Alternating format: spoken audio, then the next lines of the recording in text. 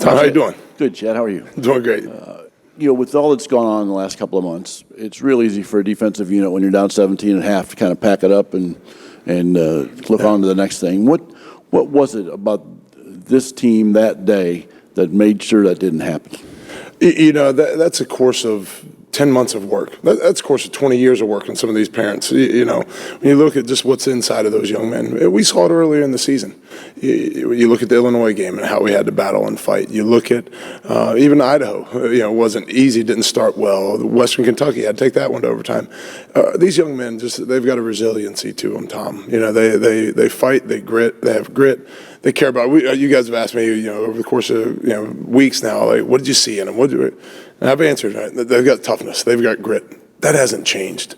That's in these young men's DNA, and they were going to show up. They were going to fight. They were going to battle, regardless of the circumstances. And they found a way. Really proud of them. Really proud of them. It's their DNA. Coach, how's it going? Great. Going back to fall camp, how much awareness did Bryant have that he could possibly play linebacker at some point this year, and specifically this past week? Yeah. Take us through what it took to get him ready to do that. Yeah, that's certainly a process, and there were some mistakes. We're not going to go get caught up on those.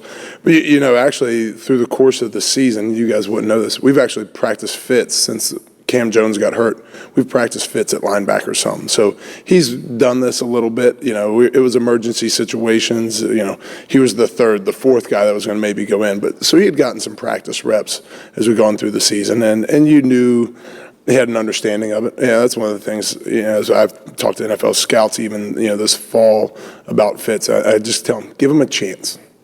Give him a chance. He's really, really smart. He's really, really competitive. And he's going to do everything right that you ask him. Again, back to the answer for Tom. It's in his DNA.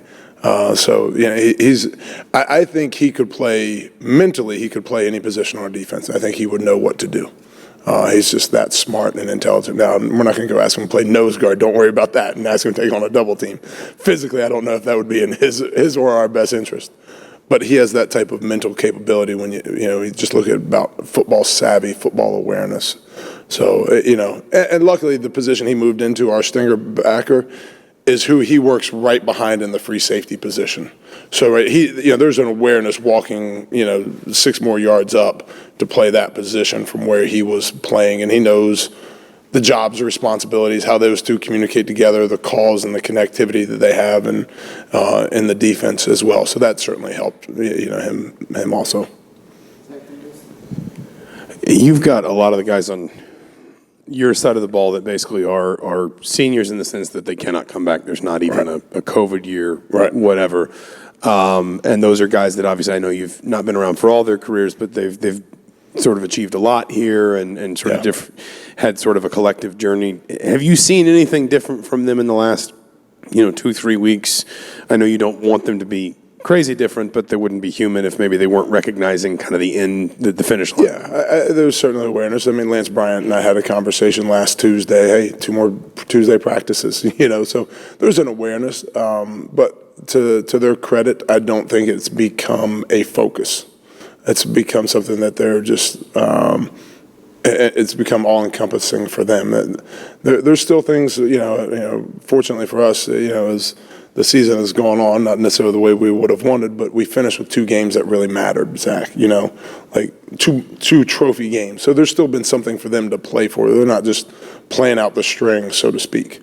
That they've got something to attain, they've got something to achieve, and you look at the history of this program, the ability to, win both of these trophies in the same year. That's a pretty big feat. And so there's still something left for these young men to play for and prepare for. And we challenged them today for every man to elevate your preparation so that you can elevate your performance. Right? Let's elevate our preparation. Let's elevate our process. Because every guy can still get better at something, a little fundamental, a little detail. And if we'll elevate our preparation, we can elevate our performance again on Saturday. And that's the challenge. Purdue's a good football team, and we got to elevate our performance and continue to fight to play better, whether you're the true freshman like Phillip Dunham or you're the 6th-year senior like Bryant Fitzgerald. Every man's got to work to elevate their performance on Saturday. Chad, against Michigan State, defense kind of struggled in the second quarter, turned things around. Just what did you see as the difference? What were the adjustments there? It's funny. We actually talked about that this morning. When we went into halftime, we didn't make any, zero schematic adjustments. We pointed out, this is what they are doing. This is what we're seeing. These are the formations you're getting these plays out of. These are what you can expect. Let's just go execute. And I know that sounds a little bit like cliche, come on, that's just coach talk. We really, we had one pressure that we had not called that was in our game plan that we called in the second half. We called it, I think, twice. So it wasn't like this new, it just, hey, here's how we need to execute this better. This is the formation. This is what we're getting this call, this check. How can we execute this better? It was just getting the guys locked in on what they were seeing, and then let's go execute against these formations and these packages. And the guys really responded to that. Chad, I guess this question is probably a negative one, but I'm asking the question because we've seen a lot of it this year, the big plays that the defensive backfield's giving up. And is there a rhyme or reason why there have been so many? And, of course, the second quarter was a perfect example. Eyes. Eye discipline is a big part of it. And then you got to trust your fundamentals, your technique. We had a mistake, a mental error on the first play of the game. It was an eye violation. And those guys have to, maybe more than anybody, really trust and train their eyes, and I think that's one of the things for them. And then they got to trust and train, their training and their technique. And okay, when you're playing off, this is when you start to open your hips, right? You got to let him close your cushion. Or you're playing press, right? You got to, not open the gate for him right away. So it's really for us to continue to stress them, right? The fundamentals of the techniques and position from, again, eye discipline to just the discipline of. Okay, hey, I'm going to be at, we call it no man's land, right?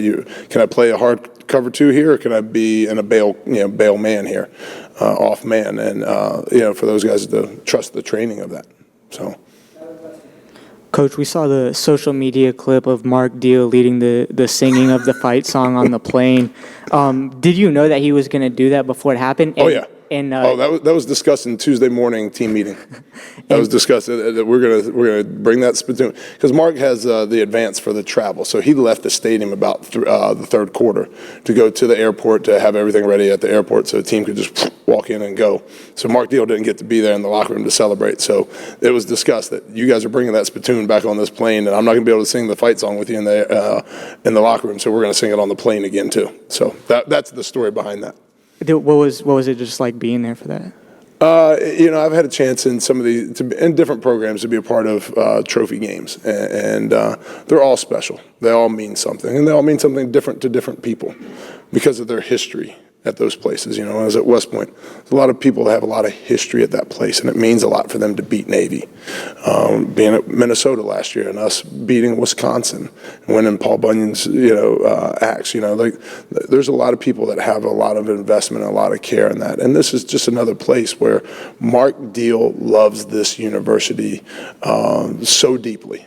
And to be able to see Mark Deal celebrate and find the joy for me, that was part of the joy for me in that moment, was his joy, right? It was great to see our players win and what's been a tough season. It hasn't been, again, up to what we would hoped or expected, but for them to still see some fruits of their labors and their toils and their battles and their struggles be fulfilled, it was really, that was a lot of the joy for me.